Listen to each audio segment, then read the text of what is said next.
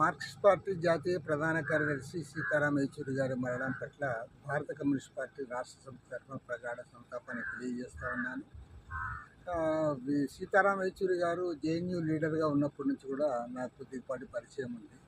ఆయన విద్యార్థి నాయకుడిగా ఉంటూనే దేశవ్యాప్తంగా విద్యార్థులకి ఎంతో ప్రోత్సాహమైన నాయకుడు. ప్రత్యేకించి దేశవ్యాప్తంగా అనేక సభలు సమావేశాల్లో మాట్లాడి అందరి యొక్క అభిమానాన్ని చూరగొన్న వ్యక్తి. ఆ తర్వాత రోజుల్లో సిపిఎం పొలిట్ బ్యూరో సభ్యుడిగా పనిచేయడమే కాకుండా రాజ్యసభలో సిపిఎం పక్ష నాయకుడిగా ఉంటూ ఒక కమ్యూనిస్టుల యొక్క అభిమానాన్నే కాకుండా అన్ని రాజకీయ పార్టీ నాయకుల యొక్క అభిమానాన్ని చూరగొన్న వ్యక్తి. దేశ రాజకీయాల్లో కీలకమైన పాత్ర పోషించే తరుణంలో సిపిఎం జాతీయ ప్రధాన కార్యదర్శిగా ఉంటూ అనారోగ్యానికి మరణించడం అనేది ఈ దేశ రాజకీయాల్లో తీవ్రమైన లోటు. ఎందుకంటే ఇవాళ భారతదేశంలో వామపక్షాల బలం తగ్గిపోయిన నేపథ్యంలో ఒక బలమైన వాయిస్ సీతారాం యేచూరి గారు. అలాంటి బలమైన వాయిస్ ప్రజల తరపున, కష్టజీవుల తరపున, వామపక్షాల తరపున, లౌకిక శక్తుల తరపున ఒక బలమైన వాయిస్ వినిపించే వ్యక్తి ఈరోజు ఆయన కోల్పోవడం అనేది చాలా లోటు. ప్రత్యేకించి మన ఆంధ్రప్రదేశ్ రాష్ట్రానికి సంబంధించిన వ్యక్తి. ఆయన మళ్ళీ ఇక్కడ చదువుకున్నాడు, హైదరాబాద్లో చదువుకున్నాడు. ఆ తర్వాతి రోజుల్లో ఢిల్లీలో జవహర్లాల్ నెహ్రూ యూనివర్సిటీలో చదువుకుంటూ అక్కడ విద్యార్థి నాయకుడిగా ఎదిగి సిపిఎం లీడర్గా జాతీయ స్థాయికి ఎదిగాడు. అలాంటి వ్యక్తి లేని లోటు చాలా తీరని లోటు. వారి మృతికి ప్రగాఢ సంతాపాన్ని సానుభూతి. ఈ సమయంలో సీతారాం గారి మరణం అత్యంత దురదృష్టకరమైనది, నష్టకరమైనది కూడా.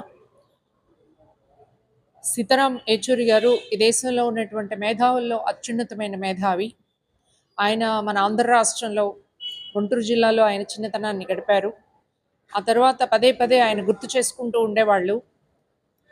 ప్రత్యేక తెలంగాణ, ప్రత్యేక ఆంధ్ర ఉద్యమం ఫలితంగా ఆయన హైదరాబాద్ నుంచి ఢిల్లీ షిఫ్ట్ అయ్యారు. తెలుగు జాతి అంతా ఐక్యంగా ఉండడమే కాదు, భారతదేశంలో వివిధ జాతుల మధ్య సమానత, సమైక్యత చాలా అవసరం అనేటటువంటి దాన్ని నొక్కి చెప్పడమే కాదు, దాన్ని ఆచరణాత్మకంగా నిలబెట్టడానికి సిపిఎం చేసిన కృషి చాలా ఉంది. ఆ కృషిలో ప్రముఖమైన పాత్ర సీతారాం యేచూరి గారిది. అలాగే జేఎన్యూ విద్యార్థిగా అక్కడ ప్రెసిడెంట్గా ఉండి ఆనాడు ప్రధానమంత్రిగా ఉన్నటువంటి ఇందిరాగాంధీ దగ్గరికి రాయబారాన్ని నడిపి విద్యార్థుల సమస్యలన్నింటినీ వెలికి చెప్పేటటువంటి కనీసమైనటువంటి ప్రజాస్వామిక హక్కులున్న సమయం ఆనాడు. కానీ ఈరోజు మనం చూస్తే ఆ మేరకు ప్రజల గొంతు వినేటటువంటి ప్రభుత్వాలు, పాలకవర్గాలు లేనటువంటి ఒక ఫాసిస్ట్ నిరంకుశమైనటువంటి రాజ్యం ఇవాళ వెళ్తా ఉంది. ఇలాంటి సమయంలో మొత్తం అన్ని రకాల ప్రజాస్వామిక శక్తులు ఏకం కావాల్సినటువంటి సమయంలో ఆ శక్తి ఉన్నటువంటి నాయకుడిని కోల్పోవడం అనేది మనందరికీ కూడా నష్టం. వారికి సిపిఎం తరఫున, అలాగే మహిళా సంఘం తరఫున ఆయనకి జోహార్లు అర్పిస్తున్నారు. సిపిఎం పార్టీ అఖిల భారత ప్రధాన కార్యదర్శి సీతారాం యేచూరి గారు ఈరోజు సాయంకాలం 3 గంటలకు తుదిశ్వాస వదిలారు. గత కొద్ది రోజులుగా ఎయిమ్స్ ఆసుపత్రిలో ఢిల్లీలో ఆయన చికిత్స పొందుతూ ఉన్నాడు శ్వాసకోశ సంబంధమైనటువంటి వ్యాధితో. అయితే దేశంలో ఉండేటువంటి ప్రముఖమైనటువంటి వైద్యులందరూ ఆయనకు ఈ వైద్య సేవలు అందించడంలో అందరూ కన్సల్ట్ చేసుకున్నారు. అంతేకాకుండా విదేశీ నిపుణులతో కూడా ఆ ప్రయత్నాలు జరిగాయి. వాళ్ళు నిన్ననే జపాన్ నుంచి కూడా మందులు తెప్పించారు. అయితే ఆయన శరీరం సహకరించలేదు, మందులకు జబ్బు లొంగలేదు. మల్టీ ఆర్గాన్ ఫెయిల్యూర్తో ఈరోజు 3 గంటలకు చనిపోయినారు. కామ్రేడ్ సీతారాం యేచూరి విద్యార్థి దశ నుంచే వామపక్ష రాజకీయాల్లోకి వచ్చారు. చాలా బ్రిలియంట్ స్టూడెంట్ అతను. ఇక్కడ ఆందోళనతో విద్యా సంస్థలు నష్టపోతుంటే ఢిల్లీకి వాళ్ళ ఫాదర్ తీసుకొని పోయి అక్కడ జేఎన్యూలో చేర్పించారు. ఆయన బ్రిలియంట్ స్టూడెంట్ కాబట్టి వెంటనే సీట్ వచ్చింది. ఆ తర్వాత 3 సార్లు జేఎన్యూ అధ్యక్షుడిగా ఎన్నికైనాడు. ఎమర్జెన్సీకి వ్యతిరేకంగా విద్యార్థి నాయకుడిగా దేశవ్యాప్తంగా ఎస్ఎఫ్ఐ తరఫున పోరాటంలో కామ్రేడ్ సీతారాం యేచూరి అరెస్ట్ అయినారు. ఆ పోరాటం కొనసాగింది.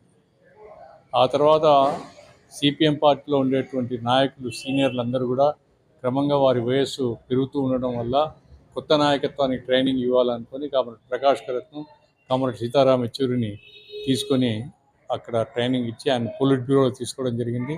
ఆ తర్వాత పార్టీ ప్రధాన కార్యదర్శి. కామ్రేడ్ సీతారాం యేచూరి బహుముఖ ప్రజ్ఞాశాలి, గొప్ప మేధావి.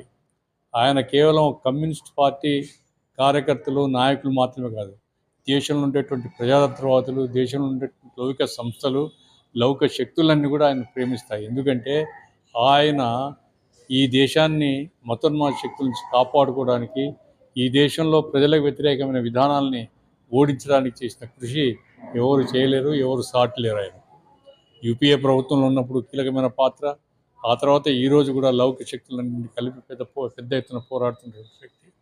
ఆయన జీవితం సర్వస్వం దేశానికి అంకితం, ప్రజలకు అంకితం. ఎందుకంటే ఆయన ఒక ఉన్నత సంపన్న కుటుంబం నుంచి వచ్చాడు, కానీ ఏ రోజు తన కుటుంబాన్ని గురించి ఆలోచించలేదు. ఆయన జీవితం యావత్తు ప్రజలకు అంకితం చేసి, పార్టీకి అంకితం చేసి పోరాడినాడు. ఈ పెద్ద వయసు కూడా కాదు, 72 సంవత్సరాల వయసు. అంటే ఇంకా రాబోయే 10 సంవత్సరాల పాటు చురుకైనటువంటి పాత్ర నిర్వహించే పరిస్థితి ఉండింది. అయినప్పటికీ ఈ మహమ్మారి జబ్బు ఆయన పట్టుకొని మన నుంచి తీసుకొని పోయింది. ఏమైనా సీతారాం లేని లోటు సిపిఎం పార్టీగా కాదు, దేశంలో ప్రజాతంత్రవాదులందరికీ పెద్ద లోటు, లౌకిక శక్తులకు పెద్ద లోటు. ఈ లోటును భర్తీ చేయడానికి సిపిఎం పార్టీ తన శాయశక్తుల కృషి చేయడం ద్వారా, ఆయన చూపిన మార్గంలో ఆయన అడుగుజాడల్లో రాబోయే కాలంలో ప్రజాతంత్ర ఉద్యమాన్ని పెద్ద ఎత్తున విజృంభించడం ద్వారా మాత్రమే ఆ కొరతను భర్తీ చేయగలుగుతాం. అదే మేము సిపిఎం పార్టీగా కామ్రేడ్ సీతారాంకి ఇచ్చే నివాళి అని ఈ సందర్భంగా మీ ద్వారా తెలియజేస్తున్నాం. MA Gafoor, central committee member, CPM.